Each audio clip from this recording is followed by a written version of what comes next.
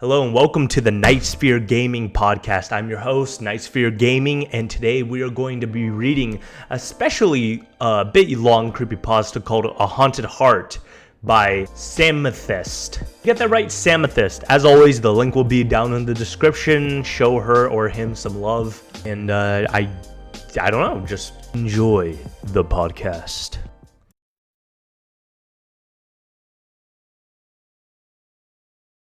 Hell is real. The only people who will try to convince you of this are street preachers and Jehovah's Witnesses.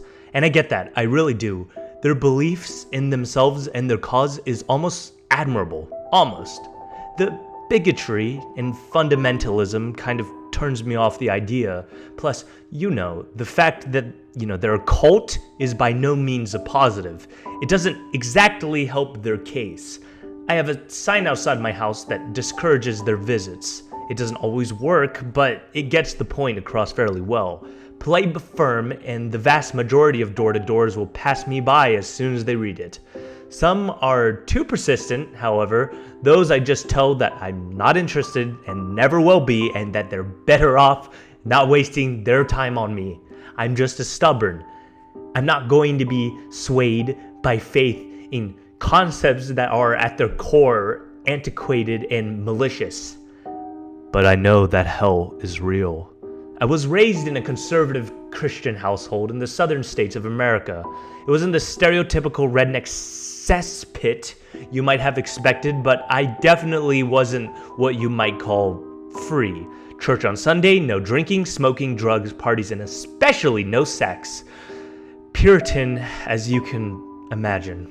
God had a place in my life, though. I didn't resent him. I read his books, idolized his son, prayed to him when I was down or worried, and I felt a great allure to the idea of him.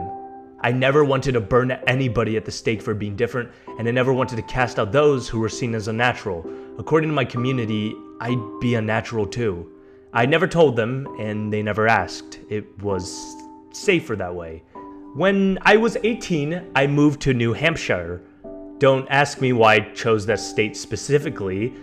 It was mainly just a random spot I pointed to on the map. It just seemed like the right pick at the time. Maybe it was the idea of all those trees, the wide and open fields in the forests.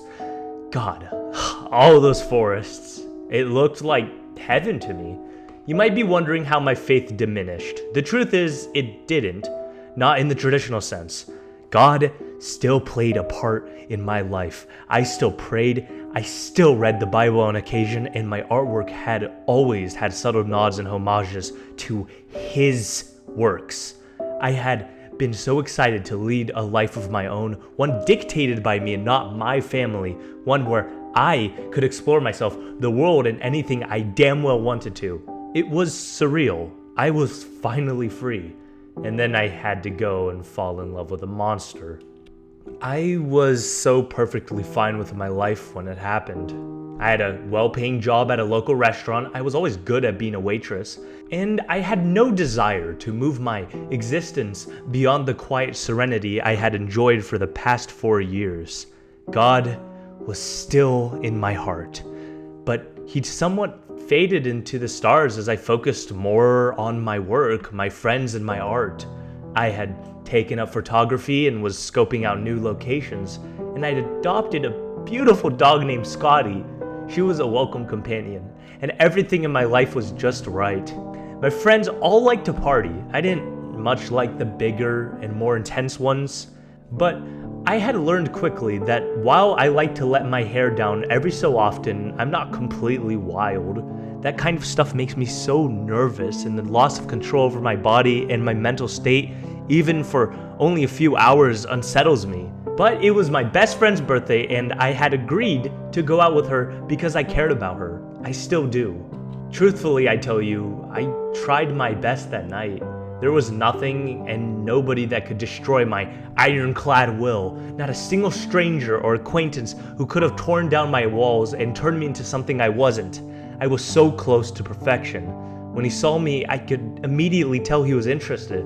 His eyes moved from his circle of friends arguing about some inane sports event or the latest viral video and fixed squarely on me. I was uncomfortable, standing alone against a wall with my phone in my hand, trying to avoid his gaze. It was no use, though. He was there, and so was I, and I guess God willed us together. He approached me and asked why I was alone. I told him I didn't like parties and introduced myself in the hopes he'd find me too boring and leave me alone. He didn't leave. My openness caused the opposite effect on him. Instead of turning him off from me, he became interested in hearing about my life. He hadn't told me a single thing about himself, which was odd. Most guys I had met were so obsessed with proving themselves, but he didn't seem to care about proving anything. As I told him about my interests, my past, my current situation, I became more and more at ease with him. He seemed genuinely interested in me, in who I was, and that was refreshing. I eventually asked him who he was, and his response was weird. Nobody important. Not yet, anyway. By the end of the night, it was me who asked for his number. He was surprised, but graciously gave it to me and asked if perhaps we could see each other again. I agreed. I wanted to pick him apart. That night, I went to bed thinking about him. He was handsome, attentive, charming, and pleasant, and I felt a great deal of mystery surrounding him. I felt safe in that mystery, comforted by the idea of him. We met up several times after and soon developed a romance. It happened faster than I expected, but I was in love. He was so quiet like me, but he had such interesting ideas, such a way with words. He let me take the lead in everything, let me be the one to make decisions, allowed me to take control of the relationship. It was such an unfamiliar power dynamic, and I wondered at one point if he was a submissive, the literal kind, into BDSM or something. But it was something else. He was some kind of otherworldly being. Thoughts of him being a forest spirit also entered my mind, and I had no idea how entranced I actually was by him. After only 6 months, we were already moving in together. I gave up my cottage by the lake for a suburban neighborhood next to a massive forest. A further 6 months later, and I had a ring on my finger. He and I seemed to be the perfect husband and wife. We went on outings across the country, visited famous landmarks, crossed the sea to other continents, and got pretty popular on Instagram with my photography account. We adopted a cat named Marla, and soon we're a pretty little 4. I loved him. He fit so well into my plans, like the last missing jigsaw piece I never knew I had. I'd convinced myself that I was happy. It didn't exactly take much at first. I was really, truly happy, and nothing can ruin it. Nothing at all. It can be easy to look back at things with hindsight and see exactly when they started to change. My marriage, I had been made to believe, was literally perfect.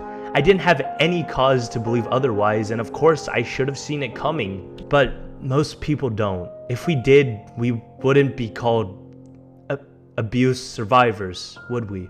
We'd have a run as soon as we knew what we were being led into. But I didn't run because I had no reason to. Why run from a monster that doesn't exist? It started out small, like it does for almost everybody. He'd keep asking me where I was going, keep questioning my motive for everything. At first I just told him and he'd always back off. It was never anything to concern me. Whenever I spoke to a male friend, he'd become extremely worried and asked to see what I was saying. I told him it was a private conversation, and he'd get upset. He never moved to hit me, but his voice would change and he'd be betrayed and sad, and I'd feel horrible. So I stopped texting those male friends. He meant more to me than they did. The other stuff was small too. He'd insist on me not reading certain books and told me I should focus on the stuff that was more palatable. He told me he was uncomfortable with my faith, that I should just give it up and focus on being normal. I wasn't sure what exactly he meant by that, but I relented. God was never more important than myself and my loved ones. It wasn't worth ruining my marriage for him. And then things started getting worse. If we were in an argument and I didn't want to just let him win, he'd push me. After the pushing came slapping. After the slapping came threats. He told me I'd be hurting myself more than him by defying him. He told me my friends didn't care about me for who I truly was. They just wanted me around because I was smart. He never called me stupid, but it's not like he was complimenting me. To him, my intelligence was something to be grateful for, something given to me by others, not something I had worked for or simply born with. He held it hostage behind this wall of guilt. I bit my tongue and I let it happen. I wanted to stay because when he was good and kind and loving, I felt completely whole. I could see how unsafe he was making me, but I didn't want to. I just wanted him to be my protector and my friend. And he was, I suppose, but what I didn't understand was that the difference between a protector and a jailer. He was the latter. As far as he was concerned, I belonged to him, property of a great and important man. Nobody special was a lie. He thought the world of himself. When my friends inevitably showed concern, I told them I was not only safe but happy. I told them it would be the best for them if they never spoke to me again, in case they screwed up my perfect life. I called them horrible names, insisted I was better off without them, and I cut off all the ties I could think of. And I did it because he was watching. I knew what he'd do if I disobeyed him. He controlled my finances after that. I made no purchase without his approval, spent no money without his permission, and barely even left the house. He did all the hard work. He was the one with the well-paying job at the bank, and he was the one who made a living for us.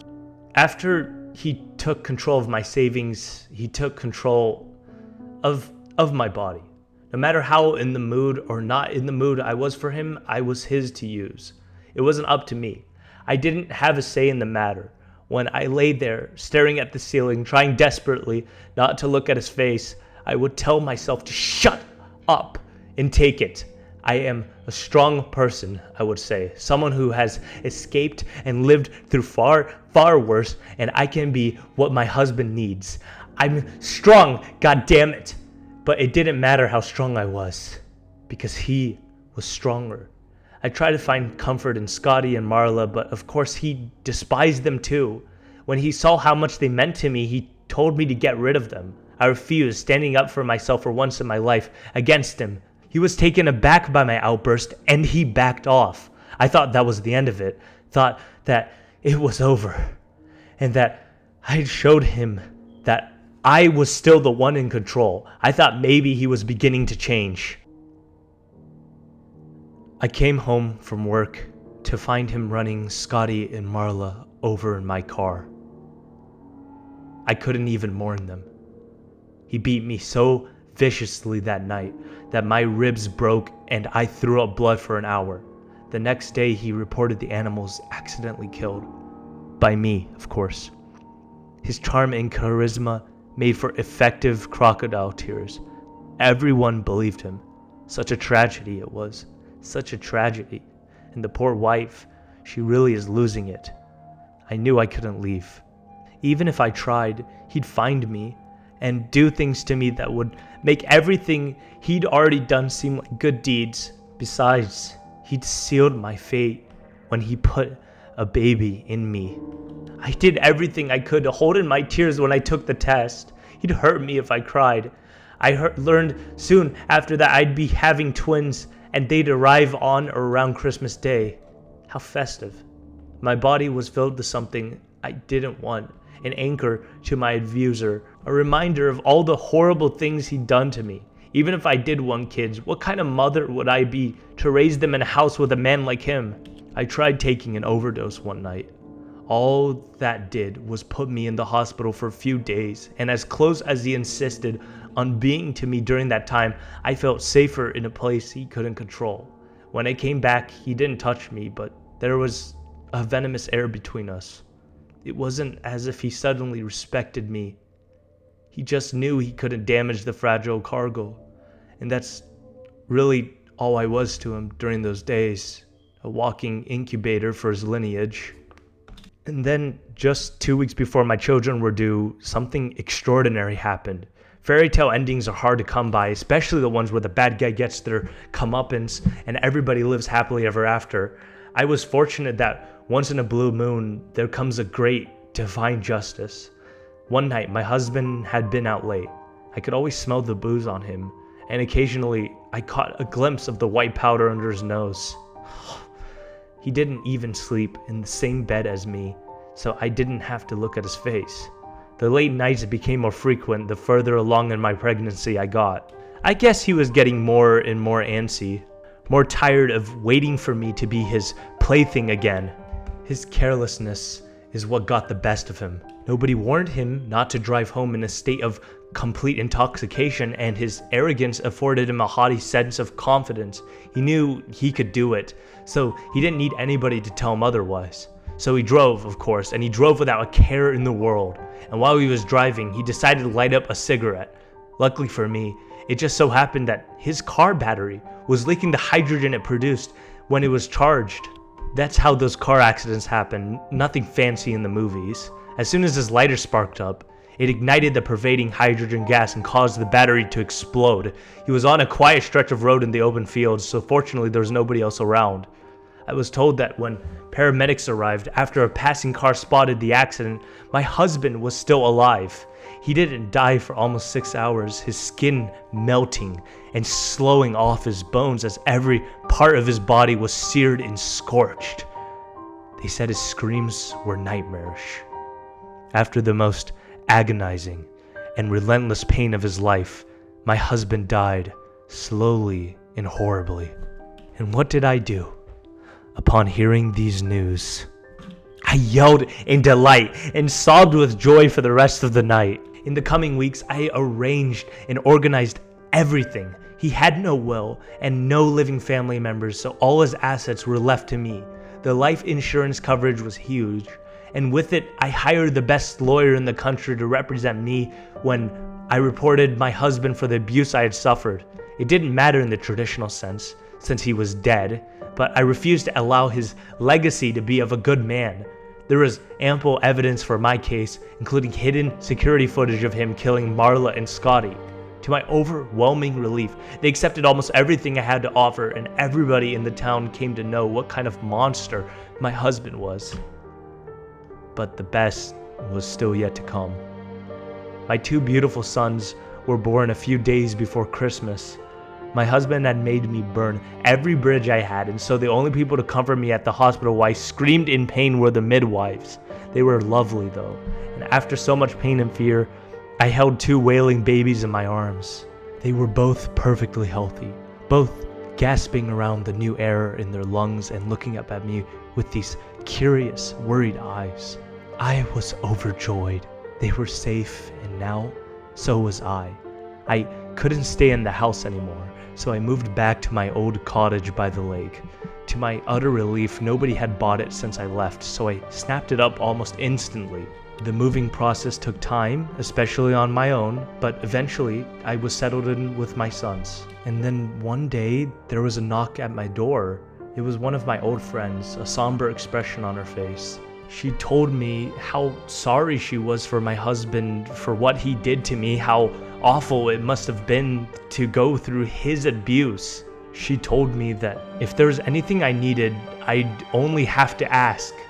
I accepted her help instantly and tearfully, overwhelmingly glad that she forgave me for pushing her away.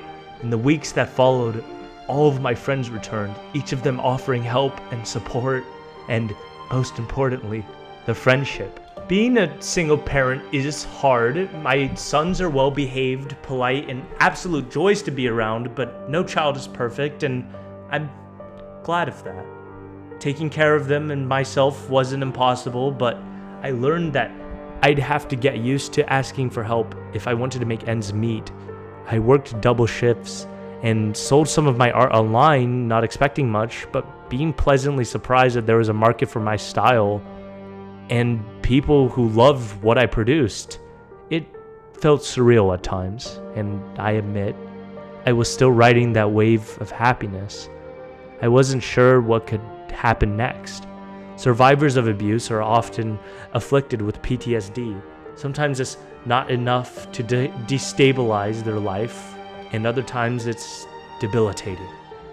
The nights since my husband's death were restless, but I was kept from the horrors by something. My faith was returning, and I began to believe that God was being kind to me once again. I prayed to him and asked if I would suffer even after my time in purgatory was over. It was inevitable, but that naive young part of me hoped I could be free forever. Then it came. Loud noises that might have barely startled me years ago would cause me to scream and cry. I couldn't watch horror movies, could barely sit through an argument on TV. It was maddening how sudden the memories washed back, and I remembered the horrors I'd faced. The nightmares played on, my fears and misery, locking me back in the places he'd kept me, forcing me to look at him, look at the things he did to me and to my pets, and what he could have done to my sons. The trauma started to chip away at my resolve. Raising my boys got harder, and working down to the bone had shifted me from no trouble at all to almost impossible. I tried to hide how much it hurt at first, but my friends could see that I was suffering. I saw a psychiatrist and a therapist and a counselor, and through their diagnosis and listening ears, I came to terms with my PTSD. The medication I was prescribed by them started to numb the pain a little, and support groups mixed with help from my friends started to make things easier to handle. The years went by and the memories of my abuse never disappeared. They only lessened, the nightmares growing fewer and farther between, the panic attacks plaguing me maybe a few times a year rather than several times a week. By the time my sons were starting elementary school, I was in a better place than I might have hoped for. I was doing well financially, my boys were happy, and my art had changed from neurotic and disturbing to calm, gentle, and soothing. One evening, while my sons were playing inside, I walked out onto the porch and sat down, watching the sunset. Its glow glistened off the water of the lake, casting long shadows across the forest around me. For the first time in years, I felt safe. I felt at home. This was where I belonged, where I wanted to be, where I needed to be. I had myself to thank for that, with maybe a small thanks to God for killing my husband. Most paranormal horror movies are full of absolute shit. No matter how bold the based on a true story subtitle is, every single big budget Hollywood production is fattened with jump scares and stupid decisions. I had read about the Warrens and other people like them, and growing up in a conservative Christian household afforded me an understanding of the darkness of our world. If you had asked my father if he believed in ghosts, he'd scoff and tell you that they weren't real. A person is either alive or dead, and when they're dead, there's only 3 places they can go: heaven, purgatory, or hell. But if you asked him if he believed in demons, he'd reply without a moment's hesitation, "I've seen at least 5 with my own eyes." Xander, one of my beautiful sons, was playing with one of his toys in the living room when it happened. I was sitting on the couch reading a book, and when suddenly his little noises stopped. I looked up from the pages to see him staring at the corner of the room, his gaze perplexed but curious. I followed it, and only found the coat stand. "What's up, little guy?" He looked back at me, his expression twisting from curiosity to confusion. "You don't see him?" I asked that as if I was missing something obvious. "See who?" I assumed he was talking about an imaginary friend. "There's a man standing right there." He pointed to the coat stand. I couldn't help but tense up slightly. I asked him what man he meant, and with the same expression of confusion he replied, "The flaky man. His skin is all flaky, and he's really bright too, like the sun." Kids have very overactive imaginations. I know I was a curious child, and I remember making up all kinds of little companions and animals during playtime. That's normal. This wasn't normal. I wasn't sure how to react. How are you supposed to? I just told Xander to be careful about those sorts of imaginary friends and tried not to think about it. That night, I was tucking my boys in when Ethan, my other son, started staring to the corner of the room, just like Xander had. I asked him if he had another imaginary friend, but he just smiled and shook his head. "It's just the flaky man." His response sent a cold shiver through my body. I sat down with them and asked them when they'd started seeing the flaky man. They couldn't remember, but agreed that it had been about a week or so since he started showing up. I asked them to describe him to me more in detail. Xander went first. He's super tall and his whole body is black and red. His skin is all weird, like it keeps coming off, and he has really long fingers. And his eyes are gone, Ethan chimed in. I asked him what he meant. Like, he has holes where his eyes are, but they're not eyes. He glows like the sun. It kind of looks like a candle or the bonfires at the 4th of July parties. Sleeping that night proved to be almost impossible. I tried not to picture the man my boys had described, and I began to ignore the early warning signs.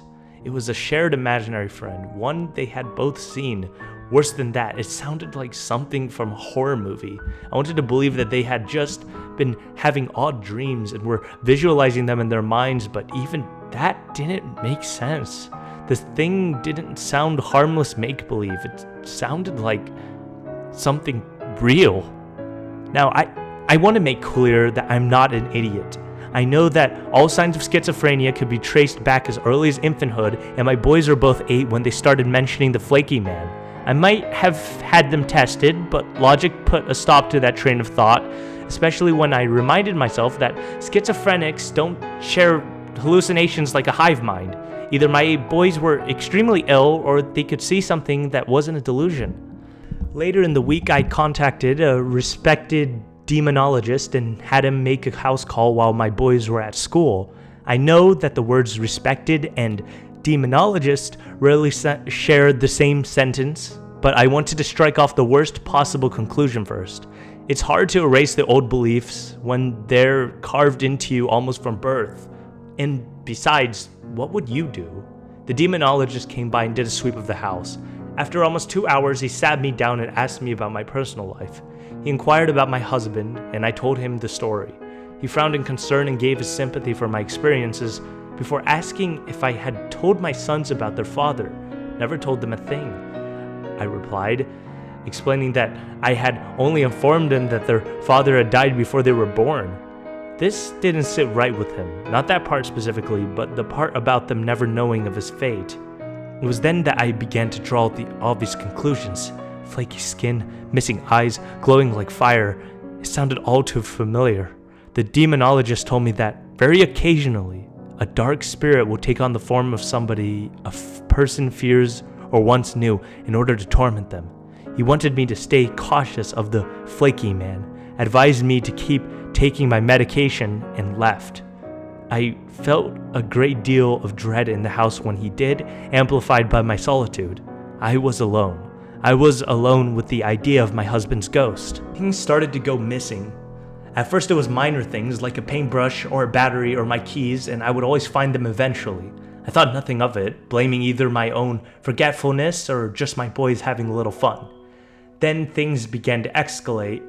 I would leave a painting out to dry and there'd be a new addition to the canvas. It would be something small like a tiny line or a circle or some other kind of shape.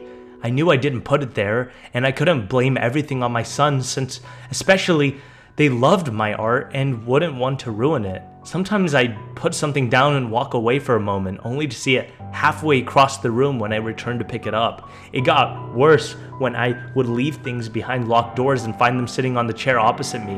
One night, as I tried to sleep, I heard something fall from downstairs. I warily trudged towards the sound and saw one of my vases had shattered on the kitchen floor. I sighed and went to clear up the mess, only to notice something shining inside the rubble. I crouched down and picked it up. It was my wedding ring, the one I had buried in the forest 8 years ago, the forest that was halfway across town. It got too much to bear when Xander started getting night terrors. More often than not, I'd find him in the kitchen in the dead of night staring at the wall. When I called out to him, he wouldn't turn around, he'd just stand there and shiver. Sometimes he'd be talking, sometimes he'd be crying. Every time he'd say the same thing. "Please, don't. I don't want to go with you. I'm scared of that place." One day, I asked Xander if he could see the flaky man. He looked away and didn't answer me. asked a little more firmly, and he just told me that he didn't know what I was talking about. Ethan would talk to the flaky man though. Even when I was right there with him, he'd giggle and smirk and listen intently, and every so often I thought I could hear him whisper something under his breath. I didn't like it. It made me feel like I couldn't trust him, my own son. That night, I decided to stay awake for as long as possible until I saw something happen. I drank plenty of coffee, kept my phone fully charged, and didn't close my eyes for more than a second. Nothing happened for hours, and when it came to about 3 in the morning, I believed I might be safe for one night. Just one night. I got ready to go to bed when I felt something tug at my blanket. I looked up and saw Ethan rather than Xander, eyes closed, pajama pants stained dark with urine. I called out to him and asked him if he was alright. His head began to tilt up, eyes still shut, and he muttered something. "Why are you sleeping in mommy's bed?" I begged the demonologist to make another house call, this time with my sons present. He was hesitant to involve them, but relented when I explained how bad things had gotten. Xander, usually such a polite and attentive boy, barely spoke a word to the man when he entered and ignored his questions point blank. Ethan was worse, still talking to the damn flaky man, still laughing and smirking like nothing was wrong. He's just a child, but it made me angry. Reluctantly, the demonologist agreed to stay the night in the guest room upon my insistence. For some reason, I felt safer with him around. As I walked past his room before we all went to bed, I heard him uttering Psalm 23. His soft voice was calming, and I stayed to listen to the whole thing. As I laid in bed that night, I prayed to God, prayed that whatever was haunting me and my boys and my life would leave me by night's end. I was so desperate. I would have done anything to get my freedom back. Everything was quiet until the early hours of the morning. I was awoken by something breathing against my skin. I've always been a light sleeper. I jolted awake and found nothing in my bed, not even a hint of a person. I clutched my chest and felt my beating heart, trying my best to calm myself. I was about to lay back down when I heard a faint mewling from across the room. I looked over the edge of the bed and almost screamed. Marla was sat by the door. I knew it was her. Instinctively, I had knew, and it took all my strength to stop me from bursting into tears. She meowed again, and not a moment later, Scotty joined her, her tail wagging and tongue lolling from her mouth. My eyes filled with tears as I approached them slowly, overjoyed to see them again. As I came closer, they began trotting away in the darkness. I followed them all the way to the guest room where they suddenly disappeared around the corner. I chased after them, but they were gone. And then I heard something from within the guest room. It sounded almost like giggling. My confusion turned to anger, and I suspected Ethan was in there playing some weird game. I gently turned the knob and opened the door, expecting to give my son an earful for disturbing a lodger while he was sleeping. There was something in the corner of the room. My eyes locked onto it instantly. It was a tall figure, its skin horribly charred and burnt. Patchy black flesh stained crimson with coagulated blood. Just like my boys had said, it had no eyes, just sockets crawling with maggots. It reached out its spindly fingers towards the demonologist's forehead and traced down his nose to his mouth. I saw his rising and falling chest begin to slow in movement, and then the poor man suddenly choked in his sleep, writhing in unseen pain, and was still. The flaky man looked at me, and his lips parted to reveal cracked teeth from which poured a sea of insects. I screamed, and he was gone in an instant. It shouldn't come as a surprise that I called the police. They found nothing in the house, not even a trace of the intruder. The demonologist was dead, and it looked like he'd simply suffered a heart attack. I knew the truth, though. I answered a few of the police's questions, insisting that I'd seen a man in my room and that it was possible he'd poisoned or strangled the demonologist to death. That's what I believed, yes, but what actually happened might have been far worse. I sat my boys down for a few days after the incident and told them that there was no flaky man. I told them they had to stop talking to him, stop imagining him, and that they would only be safe with me. Ethan kept asking why the flaky man had to go away. I was about to try and explain it to him, but Xander answered it for me. He's not real. We're not little kids anymore. Imaginary friends are stupid anyway. I decided we would move away again. If this whole town was haunted, then we'd live in the city, or we'd move to New York, or we'd ditch the country entirely and go live in France. I didn't care how much money I'd had to spend to get away from this nightmare. For a few months, the strange occurrences died down, and things seemed to be returning to normal. Xander's night terrors stopped, and Ethan was no longer sleepwalking or imagining the flaky man. As for myself, I wasn't at ease, but I was beginning to feel a little more in control. As much as I hoped I was getting lucky, I could never outrun my past. It caught up to me all too suddenly, and I was powerless to stop it. It was 9 years to the date of my husband's death. I had just finished my largest project yet, a commission piece so extensive that it almost took up an entire room. I was working from home that day when I got the call from the school that Ethan was sick and needed to be picked up. My friend was a teacher there, so she very generously offered to drive them home. I headed down and waited outside for them to arrive, watching the strip of road outside the house for any sign of their car. I saw them approaching after about 10 minutes. I waved and saw my friend wave back. Ethan weakly copied her movement. He must have had a bad stomach bug. And then the car exploded. I was thrown backwards by the shockwave, so massive that it affected me from hundreds of yards away. I had no time to process it and was on my back within moments. My whole body ached, but the only thing on my mind was my son. I forced myself upwards and saw only the smoking, burning wreck of the car, debris flung in every direction, nothing but metal and blood on the road. I screamed so loud, I felt something in my throat tear. Car battery ignited. Happened sometimes. Just one of those things. Just one of those horrible tragedies. And the poor mother, she really must have lost it. My son is gone. He had been killed. It was a mercy, almost, that his death had been instant. My friend lasted a few minutes longer, long enough to croak her last breaths out as she was loaded onto the stretcher and into the ambulance. But my son was dead. All that potential, all that life, he'd never get to live. He was 9 years old, and he was dead before he ever left the state. Before he truly got the chance to grow up. I was beyond devastated. Xander cried for days on end, refusing to eat, refusing to leave his room. I tried consoling him, but I was a mess, and I had no way of truly supporting him. I began to rely on my friends again, asking them to babysit him whilst I sat in silent solitude of my own personal hell. I could swear, sometimes I heard my boy's last scream before he was taken. Sleep was a dreamless, welcome respite. The nightmares hadn't started yet. Oh, but they would. Once it finally hit me that Ethan was dead, I prayed he was in heaven. I saw no reason why he wouldn't have been, despite the horrors in our house. He was such a good boy. Kept up one night by the memory, I turned onto my side and wondered if I was still asleep. Maybe this could all end once I finally woke up. I heard footsteps and the bed creaking slightly and was thankful Xander had come to me, but I didn't hear his quiet sniffles, nor did I feel the warmth of his body. Instead, something much heavier lay beside me, a slight crackling noise accompanying its movements. I felt a hand curl around my waist, burning hot to the touch. I didn't dare look behind me. The next thing I heard was very quiet breathing.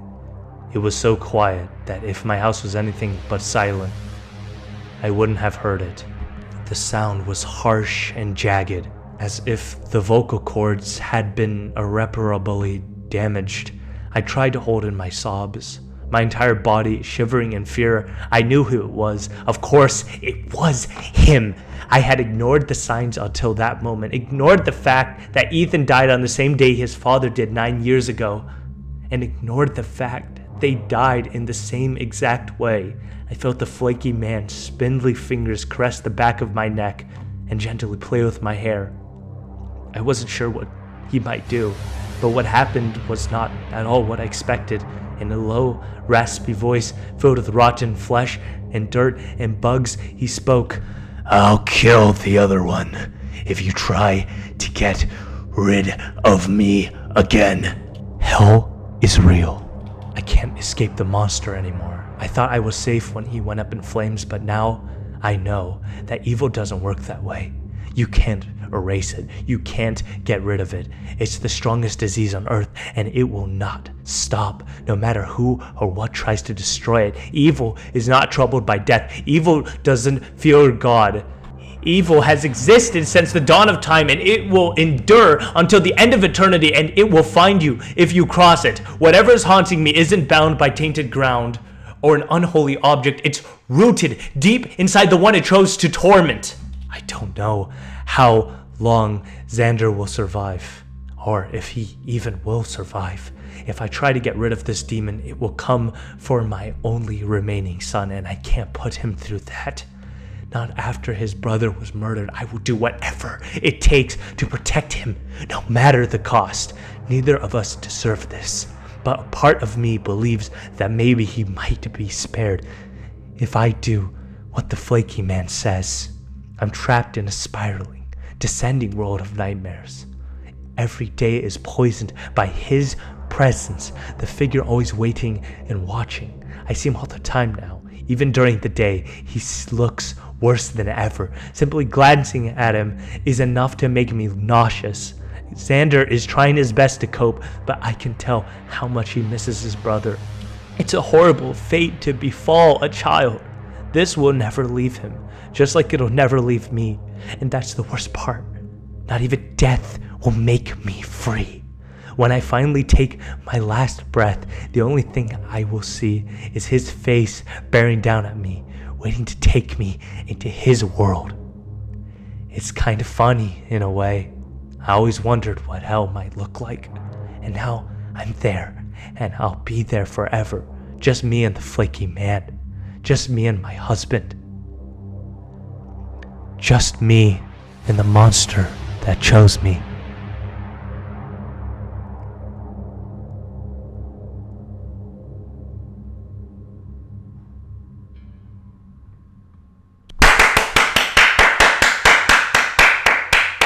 Wow! Oh my god, amazing, incredible, powerful story about like that depicts abuse. Man, I felt the main character so much throughout the entire fucking creepypasta, dude. Holy shit. This was incredible. This was amazing. The drama in it just, oh my god, like when her son, oh my fucking god. Oh man, it's one of those creepypastas where you want the best for this woman because she believes that, if you do good in this world, you will get rewarded. And sadly in this story, she gets none of that. And you're like, oh, thank God her fucking husband died, and you're just waiting for the fucking story to end. But it doesn't. It just kicks you in the balls, like really fucking hard. And then it kicks you in the balls again for the ending. Man, what an unbelievably just unforgiving story, but powerful, very powerful. I hope not, but I kind of feel like the person who wrote this might be a survivor or had this from a very personal perspective, like of abuse. I hope not, because obviously, seeing anybody abused like this I wouldn't wish that on anyone. But man, wow, what a powerful story. I literally, that's it. I mean, this is what I have to say about the story. Just complete awe is what I'm gonna say, because I really don't really have any words to just describe the masterpiece I've read. Man, this is amazing, man. Holy fucking shit. As always, link will be down in description. Also the Twitter and the Instagram and the sources for the songs I use, except Kevin MacLeod, since he's not really making songs anymore, and a lot of people have used his songs to death, and y'all already know what Kevin MacLeod's songs are. But Myuu's songs will definitely be down here and stuff. And as always, stay awesome and subscribe for more auditory creepypasta podcasts. This is NightSphereGaming signing out.